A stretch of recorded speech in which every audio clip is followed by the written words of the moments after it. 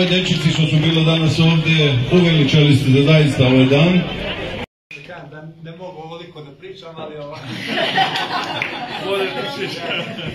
suštini opuštenija atmosfera nego pred kamerama, iako ovdje ima nekoliko kamera. Pa su ovdje ljudi koji se znamo i privatno i poslovno, ljudi kad je bilo najteže i kad smo slavili, sa kojim treniram, sa medicinske strane, sa također trenerske sportski savez, grad Novi Pazar, gradonačelnik. Mi smo tu, ova medalja je samo dokaz da i grad Novi Pazar ima sa čime da uđe u Evropi.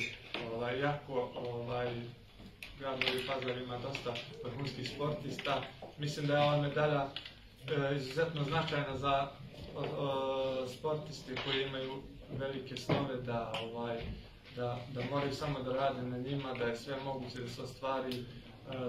Ova medalja, mislim samo ja radio na ovoj medalji, svi mi smo radili, pred svega grad Novi Pazar sa svojim ulaganjem na Atletski klub.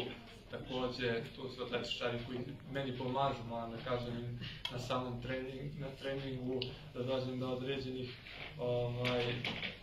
tih brojki što se tiče tog treninga.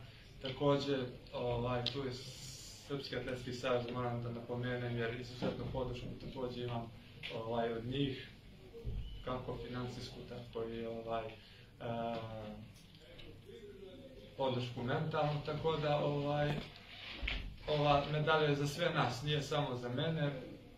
Rekao sam i posle trke, taj prvi utisak da medalja je pre svega za mene, pa za moje ljude, za celu Srbiju, grad Novi Pazar i Pešter, tako da, eto, imamo i u Novom Pazaru evropsku medalju.